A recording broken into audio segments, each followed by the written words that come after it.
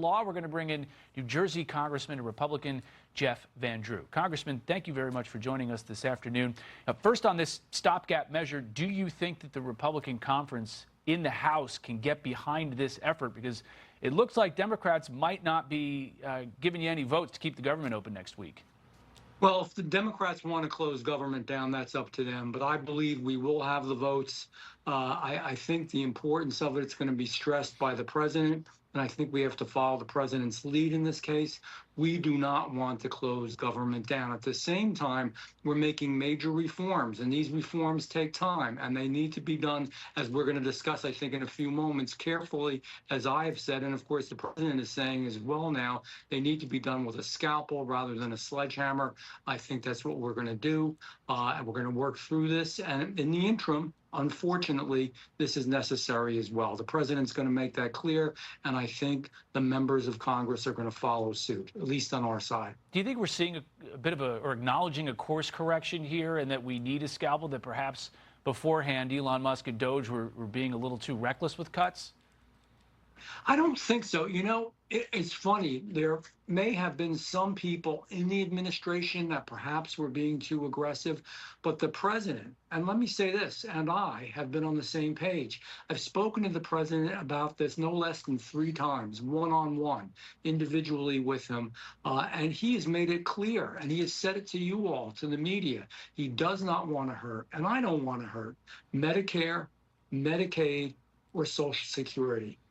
They are where there is waste, fraud, and abuse in any of it. That's harmful, real waste, fraud, and abuse, and that should be taken care of. Because when there's waste, fraud, and abuse, there are that much less resources for those that really deserve them. That's what I want everybody to understand. When you have blatant abusive waste, fraud, and abuse, people who deserve Social Security or Medicare or Medicaid, our seniors, our veterans, all those people that we think of, our military, they get less because we're wasting money elsewhere.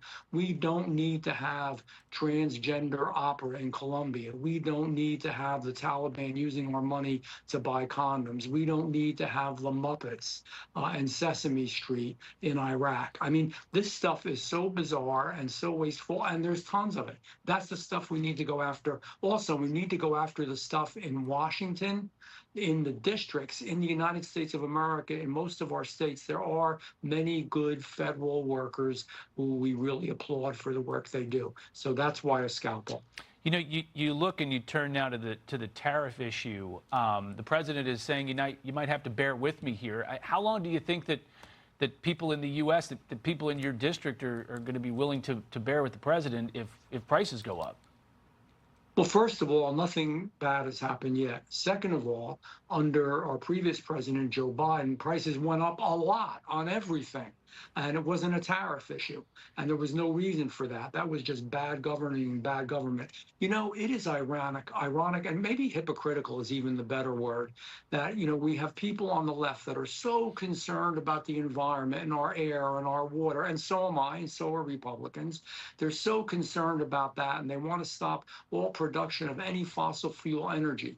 Yet, when it comes to tariffs, they want to buy all their goods and services from countries like China that are belching out all kinds of pollutants into the atmosphere. They want to buy their goods and services from countries that use slave labor at times, underpay the people who work in their factories, and are using child labor.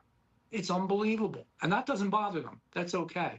All President Trump is saying here is it's been unfair. And the trade agreements that China and other countries have negotiated with the United States of America, in some cases, have been blatantly unfair. Why is it okay to be unfair to America? Why do we have trade agreements where American goods get hurt and American products aren't bought? That's not right. So he's trying to, number one, level the playing field. And real quickly here, second thing that he wants to do is he's negotiating. He's negotiating to make sure we stop that flow of fentanyl. He's negotiating to make sure that we get better deals. He knows what he's doing with this, and Congress should stand behind him. I do. It may be a little bumpy at first. All of this, by the way, may be a little bumpy at first, but it's going to get better, and at the end of the day, it'll be good. All right, Congressman Jeff Van Drew, thanks for joining us this afternoon. Always a pleasure. Thank you for having me.